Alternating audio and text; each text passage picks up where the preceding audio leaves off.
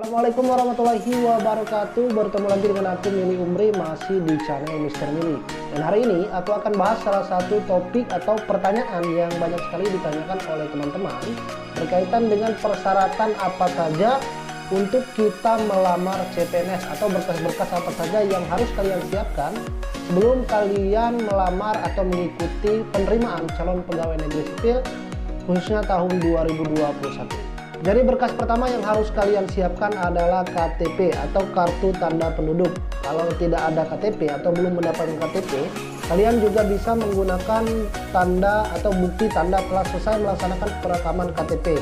Biasanya untuk adik-adik kita yang baru lulus atau yang belum memiliki KTP, kalian akan melakukan perekaman terlebih dahulu di Dinas Disdukcapil. Setelah itu kalian akan mendapatkan semacam kertas, dan kertas itu merupakan bukti KTP sementara kalian, dan itu bisa juga dilampirkan jika kalian belum mendapatkan KTP asli atau berbentuk seperti kartu eKTP. Atau kalian juga bisa menggunakan surat domisili jika kalian melamar di luar provinsi. Misalnya aku asli Provinsi Jakarta, tapi aku mau melamar di Kanwil Jatim. Artinya kalian harus membuat domisili di seputar area di Provinsi Jatim. Itu dikeluarkan melalui lurah atau desa dengan keterangan bahwasanya kalian memang berdomisili di wilayah Jatim. Jadi bisa menggunakan KTP atau juga KTP sementara, atau kalian bisa menggunakan surat domisili jika kalian ingin melamar di luar wilayah domisili KTP kalian. Berkas selanjutnya adalah KK.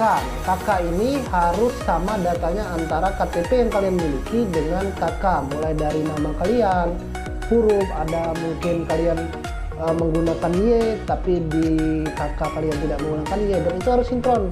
Dan juga nik kalian harus sama, jangan sampai tidak sama. Takutnya dari banyak para pelamar sebelumnya itu data mereka tidak ditemukan saat mereka nanti login atau mendaftar di laman SSCASN. Jadi data mereka tidak ditemukan karena kesalahan dari nik ataupun nama kalian yang tidak sinkron antara KTP dan juga KK. Maka dari itu sebelum pendaftaran dibuka, kalian sebaiknya sekarang lihat terlebih dahulu. Jika nomor nik ataupun nama kalian tidak sinkron, silakan dirubah terlebih dahulu mumpung masih ada waktu untuk sebelum pendaftaran dibuka. Berkas ketiga atau selanjutnya adalah ijazah dan juga transkrip nilai. Nah, buat kalian yang belum mendapatkan ijazah, khususnya untuk adik-adik kita yang baru tamat tahun ini, kemarin juga banyak yang tanya, Bang, kalau misalnya kami tahun ini tamat tapi belum mendapatkan ijazah, bisa nggak kami daftar atau kami nggak ada harapan untuk mendaftar CPNS? Kalian bisa mendaftar dengan syarat menggunakan SKL atau surat tanda kelulusan. Jadi kalau belum mendapatkan ijazah, SKL juga bisa digunakan. Dengan catatan SKL itu harus asli dan ada capnya. Artinya tidak boleh fotokopi. Kemarin banyak yang tanya juga, bisa nggak nanti di scan itu yang fotokopinya saja atau yang legalisir. Jadi legalisir itu belum diperlukan untuk tahap awal ini. Dan juga untuk yang fotokopi itu nggak boleh scan. Jadi scannya itu harus asli semua. KTP asli, KK asli, dan juga berkas-berkas seperti ijazah dan transkrip nilai itu yang asli semua di scan.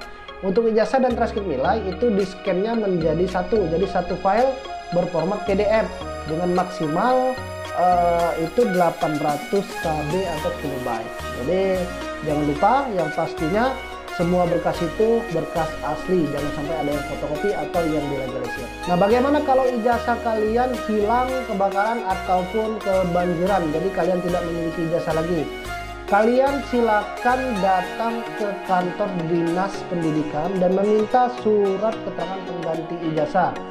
Jadi kalian bisa melamar dengan menggunakan surat pengganti atau keterangan pengganti ijazah tersebut jika ijazah kalian itu kebakaran atau hilang atau kebanjiran, apalagi saat ini lagi musim hujan ya. Jadi kalian bisa menggantinya dengan surat keterangan tersebut dan ditandatangani oleh pejabat yang berwenang.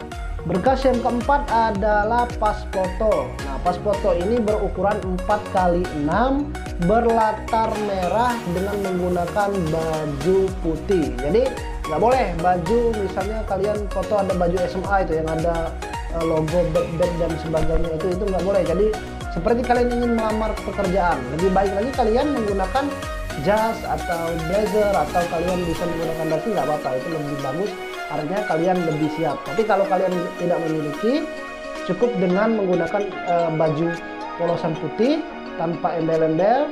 Silakan backgroundnya menggunakan background latar warna merah dengan ukuran 4x6.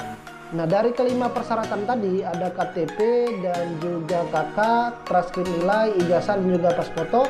Ada juga beberapa instansi yang masih membutuhkan atau kalian diminta untuk melampirkan beberapa persyaratan lainnya, seperti formasi Polsuspas atau penjaga tahanan Kementerian Hukum dan HAM. Kalian diminta untuk melampirkan surat lamaran dan surat pernyataan.